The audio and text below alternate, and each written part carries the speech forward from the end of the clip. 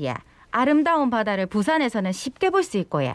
각종 수산물, 해양 레포츠, 관광지 다양하게 바다를 누릴 수 있습니다. 부산에 바다와 관련된 많은 기관이 있는데 그중에서도 한국해양수산개발원은 국무총리 산하 국책연구기관이고요. 해양, 수산, 해운, 항만, 물류 이런 분야 정책 개발을 통해 갖고 국민 경제 발전에 이바지하는 곳이라 하는데요. 한국해양수산개발원이 부산의 발전에 어떻게 도움을 주고 있는지 자세히 알아보겠습니다. 한국해양수산개발원 장영태 원장 함께합니다. 원장님 어서 오십시오. 예, 안녕하세요. 예, 안녕하십니까. 한국해양수산개발원 저 영도에 정말 크게 위치해 있는데 부산 시민들이 잘 모르시는 분들이 많아요. 그래서 여기가 어떤 일을 하는 곳인지 일단 좀 소개해 주시죠. 예, 우리 한국해양수산개발원 영문명 KMI는 국무총리 산하의 국책연구기관으로서 바다와 관련된 정책을 연구하는 기관입니다. 총리실 국책기관 26개 중에서 25개는 육지에 대해서 연구를 하고요. 예. KMI는 유일한 바다 연구기관입니다. 따라서 해양수산 분야의 경제, 산업의 발전과 국민의 안전, 환경, 영토 등을 종합적으로 연구합니다. 우리나라 주변의 200해리는 물론이고 남극과 북극, 남태평양에 저희 기지가 있고요. 예, 전 세계 바다를 상대로 했고 특히 해외 협력 사업, ODA 사업을 하기 때문에 아프리카, 남미, 신남방, 신북방 국가 등 전 세계 국가와 협력을 하고 있습니다. 예. 그러니까 바다만 들어가면 그냥 다 속하는 거군요. 그죠? 맞습니다. 예, 정말 많은 일들을 하는 곳이다 이런 생각이 드는데 원장님께서는 한국해양수산개발원 원장으로 일하신 지는 얼마나 되셨습니까? 2019년 10월에 취임했으니까 이제 1년 8개월 정도 됐습니다. 예, 뭐 그전에도 뭐 일 많이 하셨죠? 어떤 일 하셨습니까? 오기 전에 인하대학교 교수로 있다가 예. 17년 만에 2019년 친정인 KMI로 복귀를 했습니다. 현재는 한국해양과학기술원이라는 명칭으로 된 과거 한국해양연구소 정책연구부에서 예. 84년부터 일을 하다가 97년도에 해양수산부가 출범을 하는 것을 뒷받침하기 위해서 현재의 KMI 통합돼서 옮겨 있다가 2003년에 인하대학교로 옮겨갔으니까요. 20년을 연구기관에 있었고 17년을 대학교 근무를 했는데 예. 연구 분야는 주로 해운항만 및 국제물류, 해양정책 등을 했었고요. 부수적으로는 해양연구소 시절부터 수산업, 해양통합관리, 남북협력 등을 했었습니다. 근데 원장님 그러면 이렇게 직원들 회식하고 이러면 연구원들 라떼는 말이야 이런 말씀 많이 하실 것 같아요. 왜냐하면 워낙 잔뼈가 굵으시니까 이쪽 방면에. 다행한 점은 예. 집에서는 이제 라떼 소리를 듣고 있는데 예. 학생들을 늘 상대하다 보니까 예. 젊은 피의 그 시각에서 많이 이해하려고 저는 나름대로 그러는데 우리 학생들은 아마 똑같이 라떼로 볼 겁니다. 뭐 그렇게까지 또 본인을. 가장 기억에 남는 일이 있다면 어떤 일이 있을까요? 원장 하시면서. 예, 제가 소위 코로나 시기 시작과 끝을 갖게 하는 코로나 원장이라는 별명이 생길 것 같은데 보니 그러네요. 예. 취임 직후부터 코로나가 터져서 코로나 비상경제 대응을 나름대로 잘했다는 점이 기억에 남습니다. 경제나 산업을 진단하고 처방을 내리기 위해서 아주 주력했는데요. 예. 여러분 기억하실지 모르지만 작년 초에 코로나가 터졌을 때 정부 상당 부분과 일반 사회에서 이것이 1, 4분기면 끝이 날 거고 그냥 심한 독감 정도일 맞아요. 거다. 그랬어요. 이런 이해가 있었는데 저는 그렇지 않고 올해죠.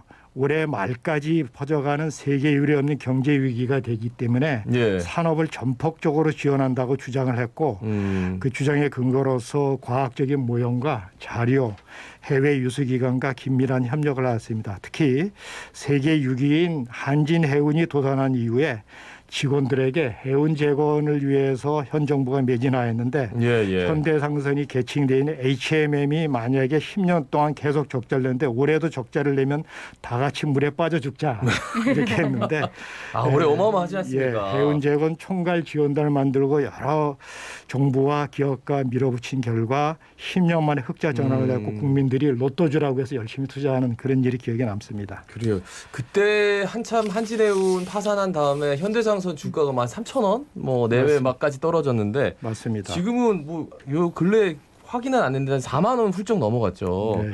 그 정도로 이제 지금 HMM이 아주 핫하게 정말 해운 제거는 물론이고 뭐 어마어마한 흑자를 낼 것 같습니다 올해.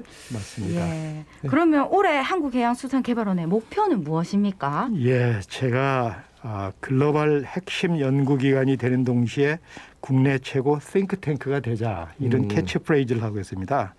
글로벌 핵심 연구기관의 의미는 국제 무대에서 리더가 되지 팔로워가 되지 말자. 예. 그리고 국내 최고의 싱크탱크의 의미는 네 가지 시각에서 항상 문제를 분석하고 진단을 해야 된다.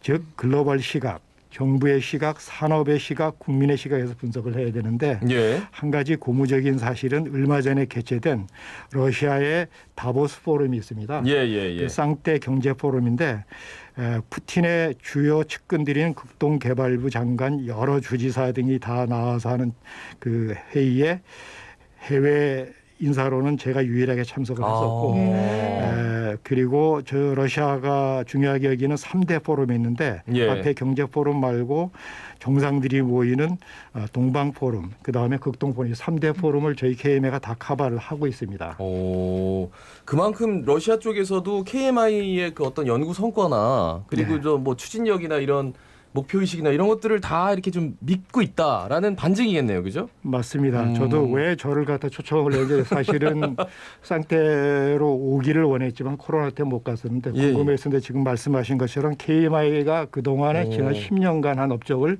자세히 보고 있었고 제 자랑 같지만 당시에 우리 주 러시아 대사관 직원들이 한 얘기가 발표가 끝났을 때 제 발표만이 유일하게 박수를 받았다 이런 칭찬이 있었거든요. 예.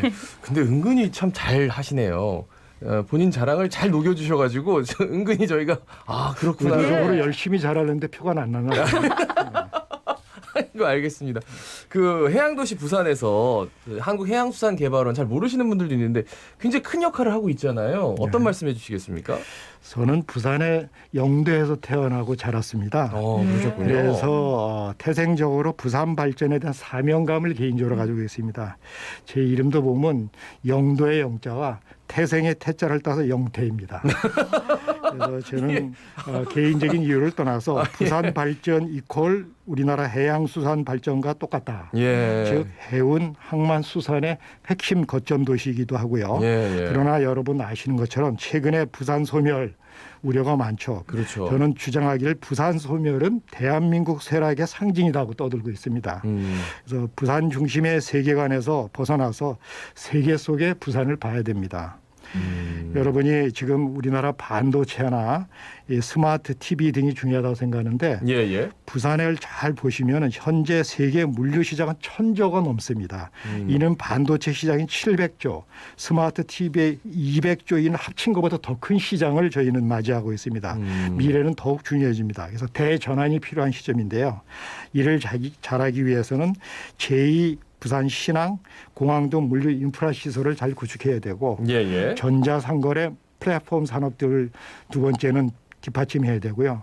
끝으로는 인력 교육이나 R&D 등을 갖다 잘 해야 되는데 이 젊은이들이 취업하고자 하는 제1, 2의 기업이 네이버나 카카오 이런 IT 기업이죠. 그렇죠. 판교를 가보신지 모르지만 이재명 지사가 뛰는 이유도 그쪽이고요.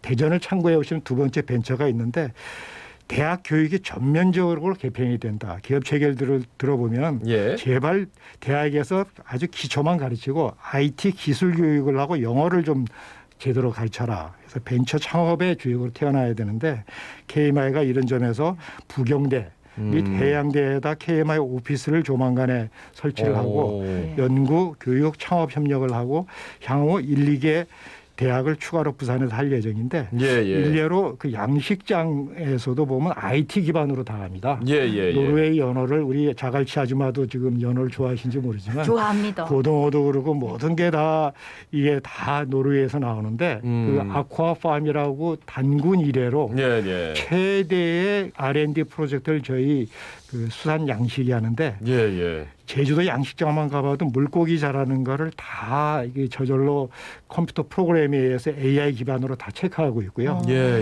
올해부터 3년 동안 KMI가 주관이 돼서 37개 기업들과 빅데이터 플랫폼을 하게 되어 있습니다. 앞에 말씀드린 판교의 가장 큰 그 빅데이터 회사 등과 해서 부산이 서울과 대전에 이은 3대 판교 창업 도시 또는 저기 벤처 창업 도시 이런 데로 거듭나야 된다는 그 사명감을 느끼고 좀 열심히 노력 중입니다. 예, KMI 참 큰 역할을 하고 있는 곳이다 이런 생각이 드는데 예, 좀 다른 질문 드려보겠습니다.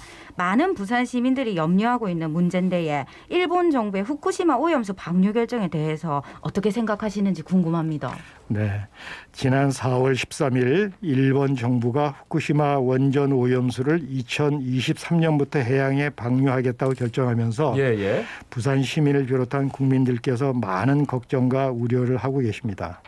일본 정부가 가장 인접한 국가인 우리나라와 충분한 협의와 양해 과정 없이 일방적으로 내린 결정이었습니다. 특히 후쿠시마 원전 오염수의 해양 방류는 주변 국가의 안전과 해양 환경에 위험을 초래할 뿐만 아니라 전 지구 해양에 위험을 줄 수 있고 또한 유엔 해양법 협약 당사국으로서 준수해야 하는 해양 환경 보호 의무와 주변 국가와의 협력 의무를 이행하지 않은 조치라고 생각합니다.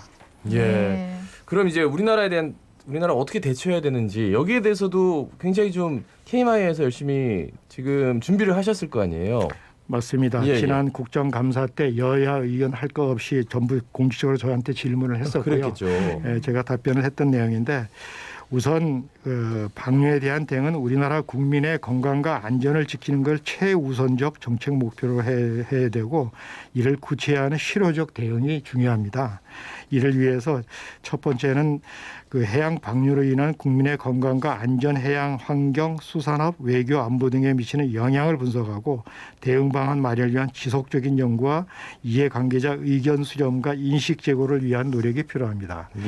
두 번째는 일본 정부에 대해서 10년 전인 2011년 후쿠시마 원전 사고 발생 이후 오염수 처리 과정 전반에 대한 투명하고 충분한 정보 제공을 요청해야 하고 우리나라가 국제사회와 함께 검증 작업에 참여해야 됩니다. 세 번째는 내년 후 예정되어 있는 오염수 해양 방류가 해양에 미치는 영향에 대해서 과학적인 환경 영향 평가를 실시하고 환경 영향 평가서를 국제기구에 제출하도록 일본 정부에게 요청을 해야 합니다. 이는 유엔 해양법 협약 당사국인 일본 정부가 준수해야 하는 의무입니다. 넷째는 국제사회와 긴밀한 협조 및 공조체제가 중요합니다. 여기에 대응하기 위해서는 중국, 러시아, 태평양 도서국 등과 더불어서 유엔 특히 IAEA 등 국제기구의 협력체제를 수립해야 합니다. 마지막으로는 이 수산업 등 산업계와 학계, 연구계, 중앙정부와 지방정부가 함께 머리를 맞대고 대응 방안을 마련해 나가는 것이 중요하다고 생각합니다. 굉장히 면밀한 대응책을 뭐 이렇게 쭉 소개해 주셨는데 뭐 하나 빠뜨려서는 안 되는 굉장히 좀 유기적으로 움직여야겠다는 생각이 절로 듭니다. 맞습니다. 그리고 해양 환경 문제에 대한 고민이 굉장히 시급한 상황인데 요거 요즘 굉장히 핫해요. 여기에 대해서는 뭐 어떻게 해야 될까요? 바다는 흔히들 생명의 바다라 그러죠. 생명의 근원이고요.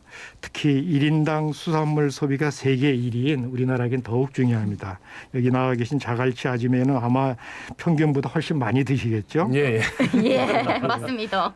바다의 말뜻이 바라만 보고 좋아하지 말고 다 함께 지키자는 뜻입니다. 그래서 이 중에서 특히 해양 쓰레기 및 미세 플라스틱이 중요한데요.